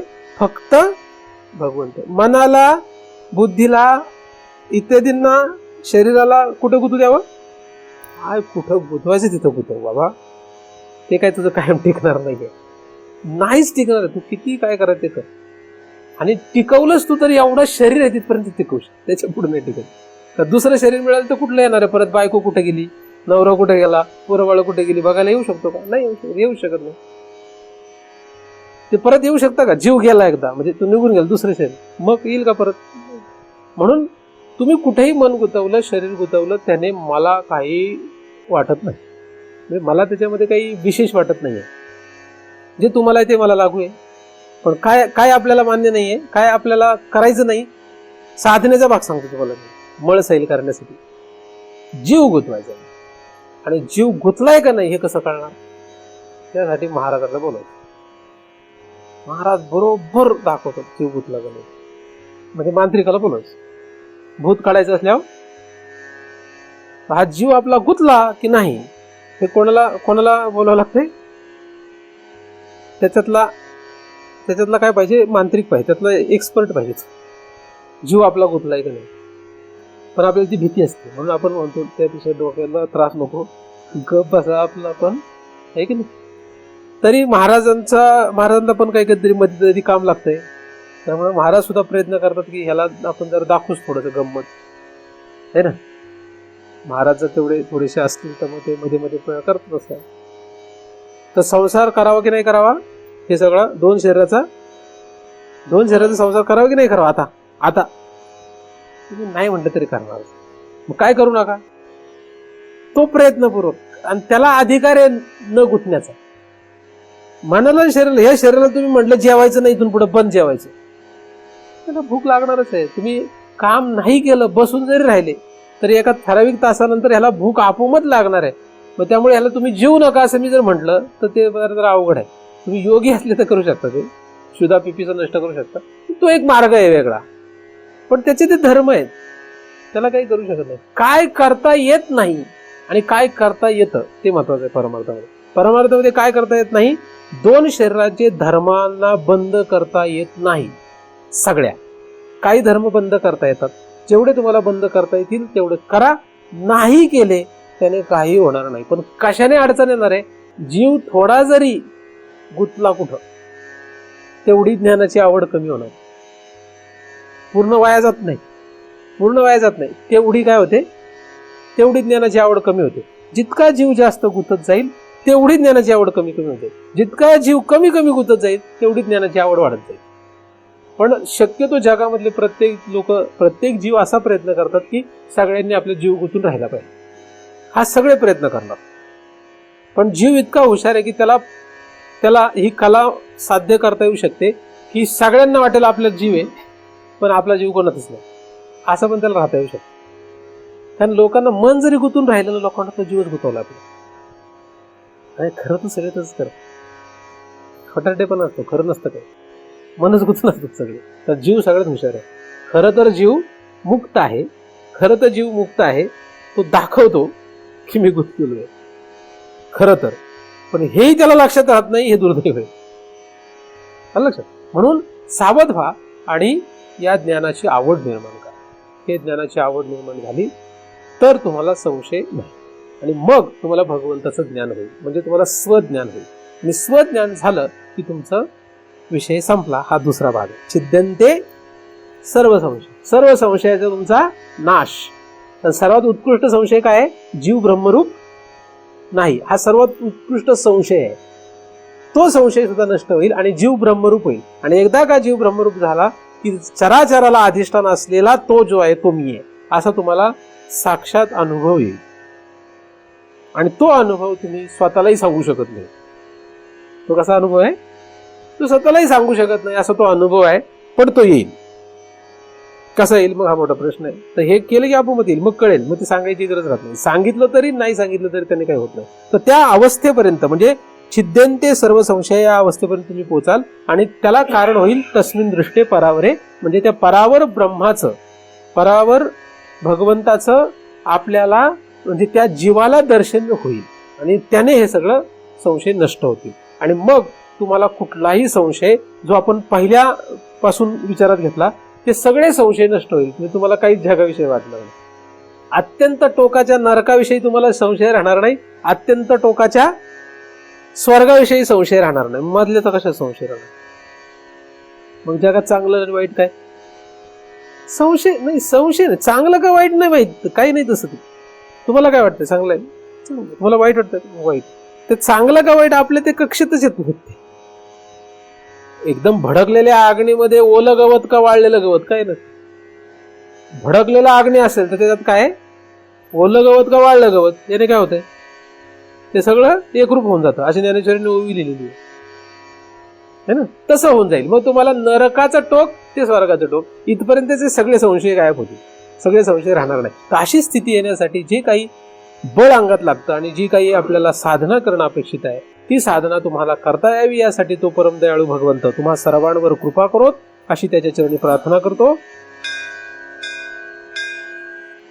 पुंडलीकवरदा हरी विठ्ठल श्री ज्ञानदेव तुकाराम. पंढरीनाथ भगवान की जय. माऊली ज्ञानेश्वर महाराज की जय. जगद्गुरु तुकाराम महाराज की जय. सद्गुरुनाथ भगवान की जय. हरि ओम तत्सत.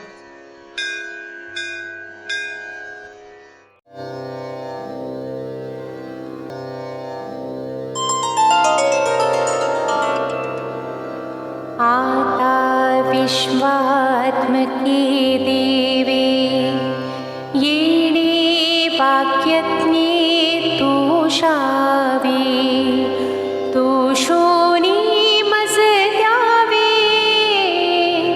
फसाय दान हे. जे खळांची व्यंकटी सांडो तया सत्कर्मी रते वाढो. भूता परस्परे पडो मैत्र जीवांचे. दुरितांचे तिमिर जावो विश्व स्वधर्म सूर्ये पाहो. जो जे वांछिल तो ते लाहो प्राणी जात. वर्षत सकळ मंगळी ईश्वर निष्ठांची मांदियाळी. अनवरत भूमंडळी भेटतो भूता. चला कल्पतरूंचे आरव चेतना चिंतामणीचे गाव. बोलते जे अर्णव पियुषाची. चंद्रवीजे अलांछन मार्तंड जे तापहीन. ते सर्वाही सदा सज्जन सूयरे होतु. किंबहुना सर्वसुखी पूर्ण होनी तिहि लोकी. भजी जो आदि पुरुखी अखंडित. आणि ग्रंथोपजीवी विशेषी लोकी. दृष्टा दृष्ट विजये हुआ विजी. येथ